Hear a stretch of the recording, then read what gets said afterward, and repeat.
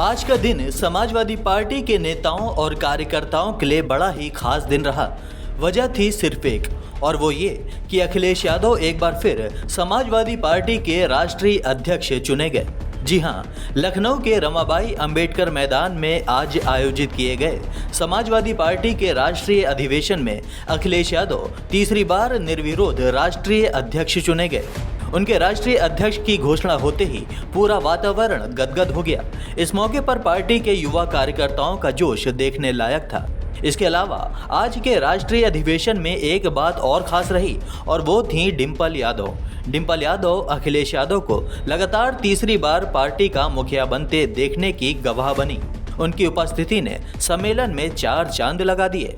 वहीं अमिताभ बच्चन की पत्नी और पार्टी से राज्यसभा सांसद जया बच्चन भी राष्ट्रीय सम्मेलन का हिस्सा रहीं। बहरहाल पार्टी मुखिया चुने जाने के बाद अखिलेश यादव ने पार्टी नेताओं व कार्यकर्ताओं को संबोधित किया। इस दौरान उन्होंने ये साफ कर दिया कि वो प्रधानमंत्री पद की रेस में बिल्कुल भी नहीं है। अखिलेश यादव ने कहा कि 2024 के चुनाव की लड़ाई बहुत बड़ी है। हमारा ऐसा कोई सपना नहीं है कि हम उस स्थान यानी पीएम पद पर पहुंचे, लेकिन हाँ, समाजवादियों का ये सपना ज़रूर है कि वो समाज में बांटने वाली ताकतें हैं, उनको सत्ता से बाहर कैसे निकाला जाए, इस पर हमें काम करना है। अखिलेश यादव ने और किन महत्वपूर्ण बिंदुओं पर बात की, चलिए आपको सुनाते हैं। मैं सबसे पहले आप सबका बहुत बहुत धन्यवाद और आभार प्रकट करना चाहता हूं। और आज जो आप सबने मुझे अध्यक्ष चुनकर के जो भरोसा जताया है, मैं उसके लिए आप सबका बहुत बहुत आभारी हूं, बहुत बहुत आभार प्रकट करता हूं। आज जब अध्यक्ष पद मुझे दिया है तो केवल ये पद नहीं है, बल्कि बहुत बड़ी जिम्मेदारी आप लोगों ने दी है। और ये जिम्मेदारी तब दी है आपने जब देश के लोकतंत्र को खतरा है, संविधान को खतरा पैदा कर दिया है, और धीरे धीरे दिल्ली और लखनऊ में जो सरकारें हैं उन्होंने सभी संस्थाओं पर कब्जा कर लिया है। जो आपने मुझे जिम्मेदारी दी है, मैं आपको भरोसा दिलाता हूं, इसके लिए मुझे अगर हर दिन लगाना पड़ेगा और हर पल इसके लिए काम करना पड़ेगा, तो मैं कर करके इन तमाम शक्तियों से लड़ने का काम करूंगा। आज हम लोगों को संकल्प भी लेना है कि आने वाले 5 साल में हम समाजवादियों को नया इतिहास भी बनाने का काम करना है। मुझे याद है कि नेताजी हमेशा चाहते थे कि समाजवादी पार्टी राष्ट्रीय पार्टी बने। नेताजी और हम लोगों ने मिलकर के बहुत कोशिश की और प्रयास किया, लेकिन आज के दिन जब 5 साल आप मौका दे रहे हैं,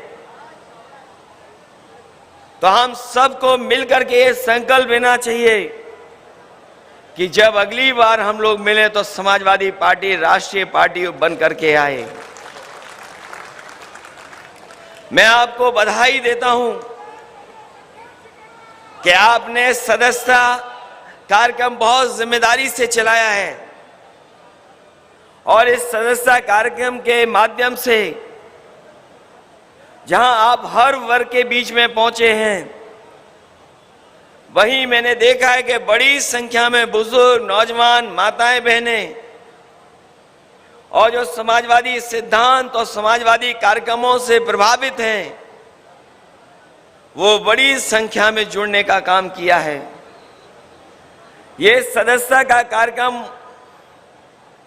जहां आज तक चला है, वहीं हम लोगों को ये भी जिम्मेदारी निभानी है कि आने वाले समय में अगर हमें और सदस्यता चलानी पड़ेगी तो संस्था चला करके ज्यादा से ज्यादा लोगों को समाजवादी विचारधारा से जोड़ने का काम करेंगे। हमें खुशी है इस बात की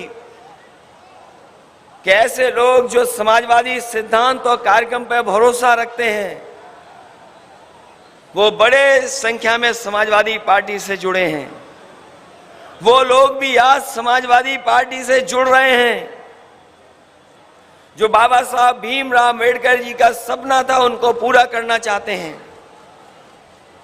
जो शोषित, वंचित, पिछड़े, दलित, जिन्हें आजादी के बाद अधिकार और सम्मान नहीं मिला, वो भी आज समाजवादियों की तरफ देख रहे हैं।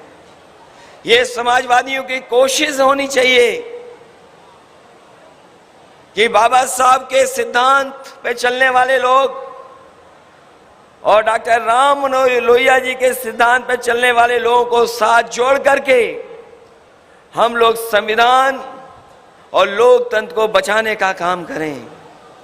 आज जिन शक्तियों से हमें मुकाबला है, जिन शक्तियों से हम लोगों को संघर्ष करना है, वो लगातार झूठ का सहारा ले रहे हैं। केवल देश के नहीं, दुनिया के इतिहास में इतना झूठ बोलने वाला दल कोई नहीं रहा होगा जो आज दिल्ली की सत्ता में और उत्तर प्रदेश की सत्ता में पहुंच गया है। जिन लोगों ने इतिहास पढ़ा होगा, हिटलर के जमाने के बारे में जिन्होंने जानकारी होगी, वो जानते होंगे उनकी सरकार में एक प्रोपेगेंडा मिनिस्टर हुआ करता था। केवल एक प्रोपेगेंडा मिनिस्टर था। लेकिन इधर भारतीय जनता पार्टी का काम अगर हम देखेंगे और जिस तरह का प्रोपेगेंडा करते हैं, लगता तो ऐसा है कि पूरी की पूरी भारतीय जनता पार्टी झूठ का प्रोपेगेंडा के सहारे चल रही है। बहुत दिनों पहले मैंने एक फिल्म देखी थी। एक बहुत ही फिल्म बड़ी आई थी जिसमें एक कलाकार झूठ बोल करके, लगातार झूठ बोल करके अपनी ऊंचाई तक पहुंच गया था। वो झूठ के सहारे ही तरक्की कर रहा था। जहां कहीं भी उसे आगे बढ़ना होता था, वो झूठ का सहारा लेकर के ही बढ़ता था। वो अपने लोगों से भी झूठ बोल भर करके झूठ की आदत डाल ली थी। एक बार उसके बेटे का जन्मदिन था। कई जन्मदिन पर झूठ बोल करके भी उनके जन्मदिन पर नहीं पहुंचा करता था। उस दिन जब बेटे ने आसमान की तरफ देखा तो तारा टूटते हुए उसने देखा और उसे याद आया कि तारा टूटने के समय जो मांग की जाती, जो इच्छा की जाती, वो पूरी होती है। जब उसने तारा टूटते हुए देखा तो यही इच्छा की उसने कि आज के बाद से हमारे पिताजी सच बोलें, सच के अलावा कुछ न बोलें। और वो इच्छा पूरी हो गई। उसका झूठ पकड़ा गया। झूठ ऐसा पकड़ा गया कि सब पोल खुल गई। इसलिए समाजवादी साथियों, आज नवरात्र है, नवरात्र के व्रत चल रहे हैं। बहुत से हमारे साथी हैं जिन्होंने व्रत रखा हुआ है। आज हम मां दुर्गा से यही मांग करें और यही मांगे, वो जो सत्ता में लोग हैं वो सच बोलने लगे। और याद रखना, जिस समय ये सच बोलेंगे, ये राजनीति की धरातल में पहुंच जाएंगे, इनको कोई पूछने वाला नहीं मिलेगा। याद कीजिए वो नोटबंदी, और नोटबंदी में यह कहा गया था कि नोट बंद हो जाएंगे, काला धन वापस आ जाएगा और भ्रष्टाचार खत्म हो जाएगा। अगर हम पीछे मुड़ करके देखें, जब से नोटबंदी हुई है, बताओ कितना काला धन वापस आ गया है, कितना भ्रष्टाचार खत्म हो गया। और उस समय जो बैंक में बच्चा पैदा हुआ था जिसका नाम खजांची हम लोगों ने रखा था, उसको भी ये सरकार के लोग भूल गए। अगर कोई याद रखता है उसको जन्मदिन पे तो केवल हम समाजवादी लोग हैं। खजांची का हर बार 8 और 9 नवंबर को उसका जन्मदिन मनाते हैं। जीएसटी के नाम पर व्यापार को बढ़ावा देने वाले लोगों ने जीएसटी को लागू कर करके हमारे तमाम व्यापारियों को नुकसान पहुंचाया। जिन्होंने काले कानून ला करके ये बता दिया कि वो किसानों के साथ नहीं है, काले कानून को लेकर के किसानों ने आंदोलन किया, धरना प्रदर्शन किया, कई सौ किसान की जान चली गई, शहीद हो गए, लेकिन काले कानून वापस नहीं लिए। जैसे ही चुनाव आया, और हमारे समाजवादी साथियों को याद होगा जिस समय गाजीपुर से, उस गांव से जहां पर समाजवादी पूर्वांचल एक्सप्रेसवे शुरू होता है, वहां से रथ यात्रा शुरू की। पूरे दिन चला करके, रात भर चला करके जब लखनऊ पहुंचे तो आपको याद होगा अगले दिन ही काले कानून वापस हो गए। ये चुनाव के लिए वापस हुए हैं, लेकिन अपने लोगों को लाभ पहुंचाने के लिए ये लगातार इसी तरह के कानून ला रहे हैं। अगर कोई आंकड़ों को देखेगा तो आंकड़े ये बताते हैं सबसे ज्यादा अगर कर्ज माफ किसी व्यापारी उद्योगपति का हुआ है तो वो गुजरात के उद्योगपति और व्यापारियों का हुआ है। आंकड़े ये भी सच्चाई बताते हैं कि 10 लाख करोड़ तक बैंक का कर्ज माफ अगर किसी का हुआ है तो वो सब गुजरात के व्यापारी उद्योगपति हैं। किसी किसान का कर्ज माफ नहीं हुआ। और कल का जिन्होंने विज्ञापन देखा होगा, अखबार के फ्रंट पे छपा था, हमें इस बात की कोई शिकायत नहीं है कि आप अपने प्रदेश में लेकर के जा रहे हैं बड़े उद्योग कारखाने, लेकिन कम से कम उन प्रदेशों में भी उद्योग कारखाने लगे हैं जो आबादी में बड़े हैं, आबादी में सबसे बड़े प्रदेश हैं। अगर आप अपने यहां कारखाने लेकर के आ रहे हो तो उत्तर प्रदेश है, बिहार है, जहां आबादी में सबसे ज्यादा गरीब लोग रहते हैं, किसान हैं, नौजवान हैं, जिन्हें सबसे ज्यादा नौकरी और रोजगार की जरूरत है, उनके साथ भेदभाव क्यों? और भेदभाव उत्तर प्रदेश के साथ क्यों? जिस प्रदेश ने सरकार बनवाई हो, एक बार नहीं 2 बार, उस प्रदेश को क्या लाभ पहुंच रहा है डबल इंजन की सरकार का? डबल इंजन की सरकार केवल धोखा दे रही है। जहां नौकरी रोजगार नहीं, और मुझे अभी कुछ दिन पहले जानकारी मिली थी कि फर्रुखाबाद में 12 जिलों की अग्निवीर की भर्ती हो रही थी। 12 जिलों से लगभग 1,13,000 नौजवानों ने फॉर्म भरे थे भर्ती के लिए फौज की। 12 जिलों में जो नौजवान आए थे वो भर्ती के लिए आए थे। 1,13,000 की तो खबर निकली, लेकिन कितने को भर्ती मिली है इसकी खबर आज तक नहीं मिली है।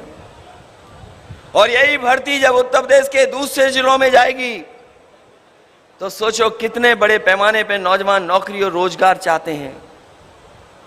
इन्होंने देश की सबसे प्रतिष्ठित फौज हमारी, उसके साथ भी धोखा देने का काम किया है। अग्निवीर जैसी टेम्परेरी नौकरी कोई स्वीकार नहीं कर सकता, लेकिन गरीबी के कारण, बड़े पैमाने पे बेरोजगारी के कारण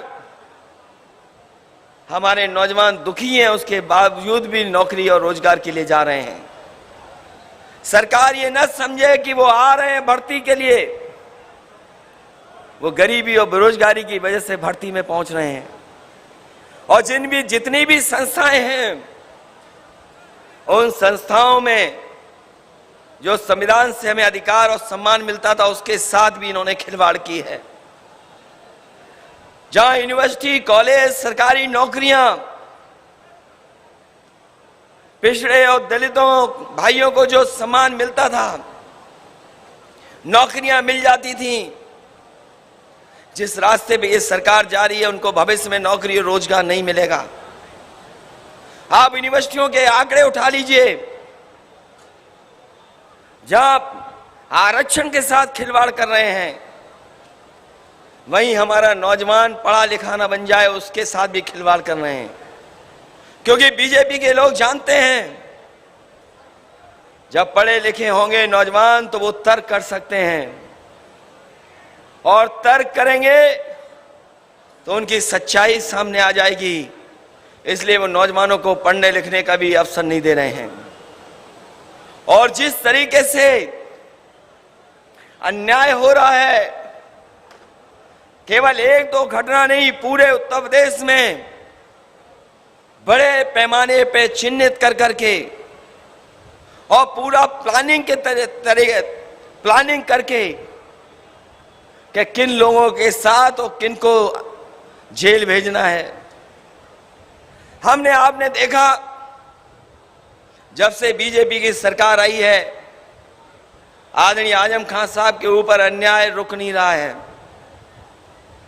राजनीतिक इतिहास में कम लोग होंगे जिनके ऊपर इतने मुकदमे लगाए गए हों, झूठे मुकदमे लगाए गए हों, और अधिकारियों को यह भेज करके भेजा गया हो कि आपको प्रमोशन, आपकी तरक्की और आपको अच्छे स्थान पे तभी पोस्टिंग मिलेगी जब आप अन्याय करेंगे। मुझे बता दो, आज के समय पर कौन नहीं उनके कहने से करेगा। अधिकारियों को जानबूझ करके, समझा करके ये भेजा जा रहा है कि आपको किस पे झूठे मुकदमे लगाने हैं, किसके ऊपर अन्याय करना है। 2 साल लगभग उन्हें जेल रहना पड़ा। उनके परिवार का कोई सदस्य नहीं बचा जिसके ऊपर झूठे मुकदमे न लग गए हों। उनके साथ लगातार अन्याय हो रहा है, और जहां कहीं भी मदद मांगने जा रहे हो या सहयोग के लिए कहें, न्याय के लिए कहें, तो कोई संस्था सुनने वाली नहीं है। लेकिन हमें उम्मीद है कि जिस तरीके से सुप्रीम कोर्ट ने राहत दी, आने वाले समय में उन्हें कोर्ट के माध्यम से राहत मिलेगी, उन्हें उनका सम्मान वापस होगा। अभी की घटना हुई, आपने देखी होगी, झांसी में समाजवादी पार्टी के पूर्व विधायक मनगढ़ंत कहानी को बना करके उन्हें गिरफ्तार किया गया, और गिरफ्तारी के लिए उनके घर पर पुलिस भेजी गई। जब कोई घर में नहीं मिला तो उनके बेटे को उठा ले गए। बेटे को रात में उठा करके थाने में बैठा दिया, और जब तक हाजिर नहीं हुए तब तक ये कहते रहे कि अभी तो बेटा उठाया है, परिवार के और भी सदस्य उठाए जाएंगे, और हमें तो ऊपर से निर्देश है कि कोई भी अन्याय कर लो, कोई भी मुकदमे लगा दो, हमें विधायक हाजिर चाहिए। ये तो कार्रवाई हो रही समाजवादियों पर। मैं पूछना चाहता हूं इस सरकार के लोगों से, अभी यह दलित नौजवान जो पढ़ने वाला था, परीक्षा देने आया था, 14 साल का, उसको इतना पीटा कि उसकी जान ले ली। कई दिन उसका इलाज चला, उसके बाद भी जान नहीं बची, उसकी जान चली गई। लेकिन वहां का टीचर फरार है। टीचर को कोई नहीं पकड़ रहा, और टीचर इसलिए फरार है क्योंकि मुख्यमंत्री की जो जाति है वही जाति उस टीचर की है, इसलिए वो फरार है, उसको पुलिस छू नहीं सकती। और अगर इनका खासम खास अधिकारी होगा, बताओ एक आईपीएस फरार है कि नहीं फरार है? अभी तक उसके घर वालों से नहीं पूछताछ हो रही है, उसकी पत्नी को नहीं उठा रहे आप, उनके घर वालों को नहीं उठा रहे आप। अगर समाजवादी लोग होंगे तो उनके घर परिवार तक पुलिस पहुंच जाएगी। ये कौन सा लोकतंत्र है? ये कौन सी व्यवस्था है? अगर समाजवादी लोग झंडा दिखाएंगे, अगर आपको आपके फैसलों का विरोध करेंगे तो आपको बम लगा करके जेल भेज दिया जाएगा। ये है सरकार। ये सरकार जो बनी है, ये सरकार जनता की बनाई हुई नहीं है। आज भी जब आप सदस्यता करने गए होंगे, जनता के बीच में गए होंगे, तो आपने महसूस किया होगा कि जनता को भी भरोसा नहीं कि सरकार कैसे बन गई। ये सरकार आपकी छीनी है इन्होंने। ये सरकार समाजवादियों की बन गई थी उत्तर प्रदेश में। जिस तरह का जन समर्थन और आपने मेहनत की थी, सरकार आपकी थी, लेकिन सरकार आपकी छीनने का काम अगर किसी ने किया है तो पूरी की पूरी मशीनरी लग करके आपकी सरकार छीन ली। क्योंकि वो जानते थे यूपी की सरकार जाने का मतलब है दिल्ली की सरकार भी चली जाएगी। इसलिए उन्होंने सब कुछ किया, जो जो कर सकते थे वो किया उन्होंने। और जिससे हमें सबसे ज्यादा उम्मीद थी कि न्याय मिलेगा, इलेक्शन कमीशन, उसने बीजेपी के इशारे इस पर, पन्ना प्रभारियों के इशारे पर जानबूझ करके हमारे यादव और मुसलमानों के वोट, कोई विधानसभा ऐसी नहीं है जहां पर 20,000 कम न कर दिए हों, 20,000 वोट न काट दिए हों। और हम तो कहते हैं, कई बार कहा और आज भी कहते हैं,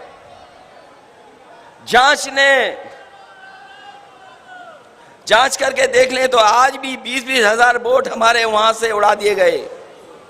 कईयों के नाम काट दिए गए, कईयों को इस बूथ से दूसरे बूथ पे पहुंचा दिया, एक परिवार के सदस्य को यहां पहुंचाया, दूसरे को वहां पहुंचाया। ये भारतीय जनता पार्टी का स्ट्रेटेजी का पार्ट था।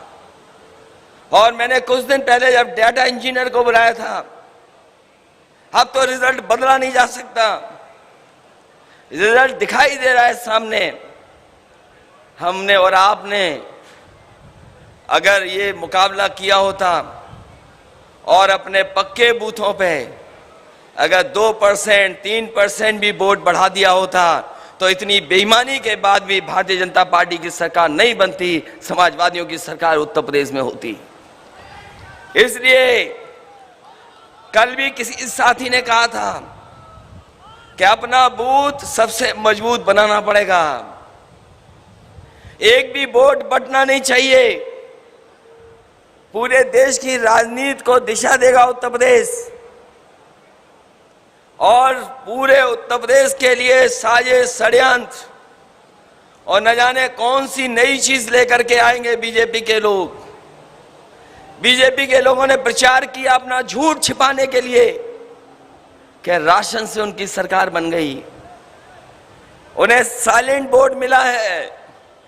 साइलेंट वोट हमारी माताओं बहनों के लिए कहते हैं।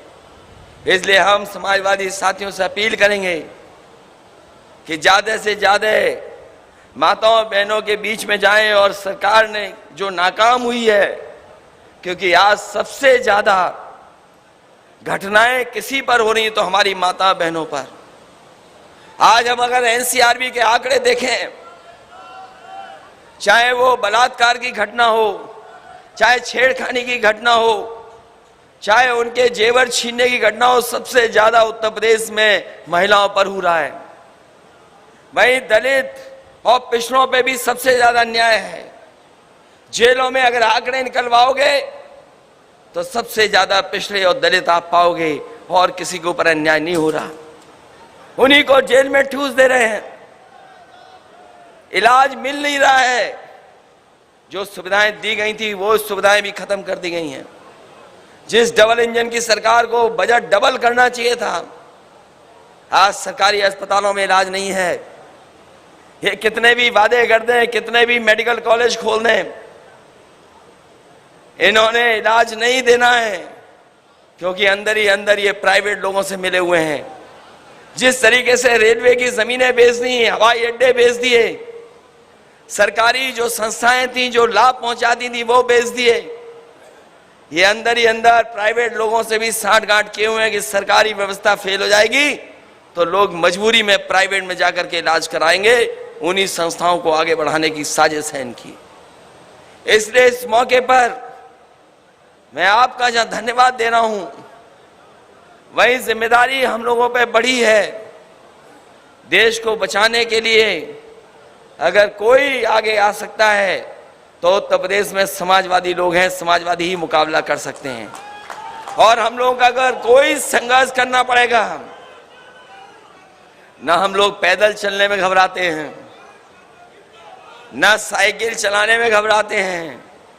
और यहाँ बहुत सारे अनुभवी लोग हैं, समय समय पर किसान और नौजवानों के मुद्दों पर जेल गए हैं। अगर हम समाजवादियों को भी जेल भरनी पड़ी, जैसा नेताजी ने कई बार जेल भरी हैं, हम लोग भी जेल भरने के लिए तैयार रहेंगे, पीछे नहीं हटेंगे। इसलिए कोई भी आंदोलन छेड़ना पड़ेगा, उसके लिए पीछे नहीं हटेंगे। लेकिन वहीं हमारी जिम्मेदारी बनती है कि अगर बीजेपी के लोग बूथ पर और गांव में झूठा प्रचार कर करके जनता को गुमराह करते हैं, हमें समय समय को जनता को सावधान करना पड़ेगा। ये राशन फ्री करने वाले लोग हमारे गरीबों को स्ट्रेचर तक नहीं दे पा रहे हैं। जो गांव में एम्बुलेंस पहुंच जानी चाहिए वो एम्बुलेंस नहीं दे पा रहे हैं।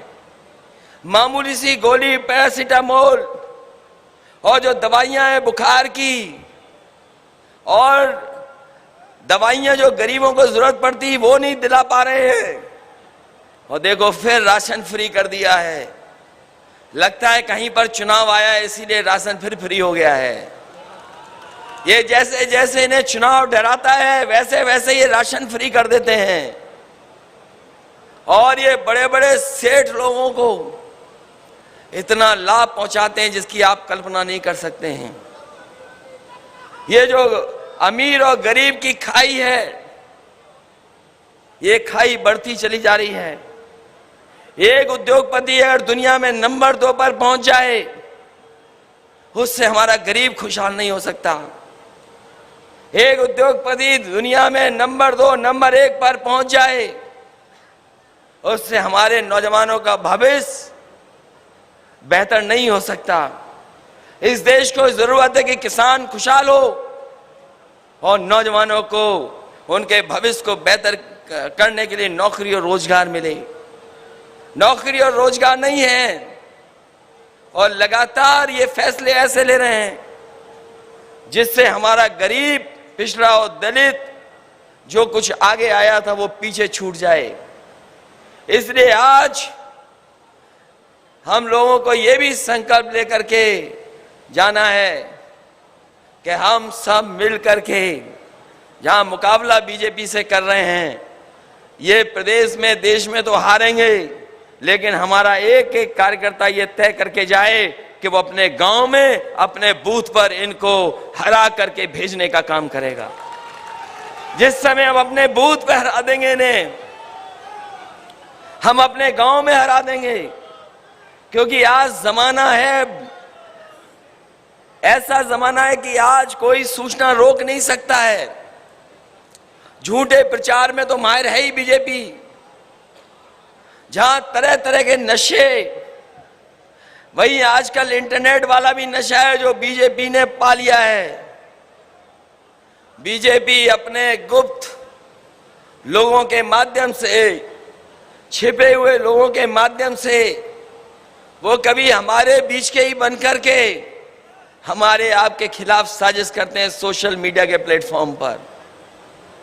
जितना साथ हमारे प्रेस के लोगों को हमारा देना चाहिए उतना नहीं दे पा रहे हैं। क्योंकि उनके सामने भी मजबूरियां हैं।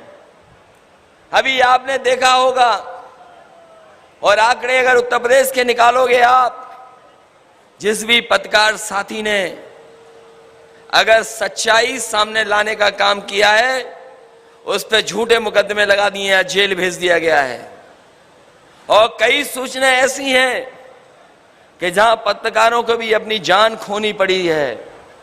सोचो, अगर पत्रकारों पर हमला हो, उन पर ऐसा दबाव हो, और बजट के लिए उत्तर प्रदेश और दिल्ली की सरकार उनके लिए खजाना खोल दे, तो सोचो हमारी आवाज कितनी पहुंच पाएगी गरीब तक। इसलिए मैंने कहा आपसे, हिटलर के जमाने में तो एक प्रोपेगेंडा मिनिस्टर था, लेकिन बीजेपी की सरकार में हर मंत्री और भारतीय जनता पार्टी का प्रोपेगेंडा में एकदम आगे निकल गए हैं। इसलिए जमीन पर जहां मुकाबला करना है, कोई आपका साथ नहीं देगा, इसलिए आपको एक दूसरे का साथ देना पड़ेगा। ये जो संस्थाओं पे बैठे लोग हैं, वो आपका साथ तभी देंगे जब देखेंगे कि आप ताकतवर हैं जमीन पर। और अगर जमीन पर कोई भी ताकतवर है आज, तो हमारे समाजवादी साथी हैं, उसका कोई मुकाबला नहीं कर सकता।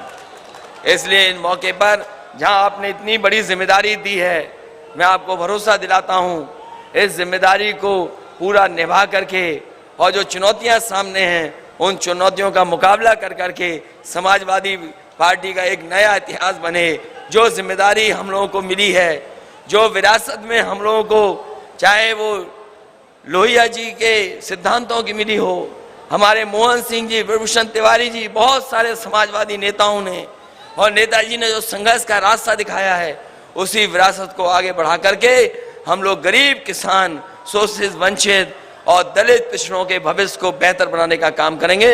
आपका बहुत बहुत धन्यवाद और बहुत बहुत आभारी हूं कि आपने एक बार फिर मुझे मौका दिया इस सेवा करने का और काम कर करके उत्तर प्रदेश को आगे बढ़ाने का। बहुत बहुत धन्यवाद, बहुत बहुत बधाई देता हूं मैं अपने सभी डेलीगेट्स को और सभी कार्यकर्ताओं का बहुत बहुत धन्यवाद देता हूं। बहुत बहुत बधाई आपको।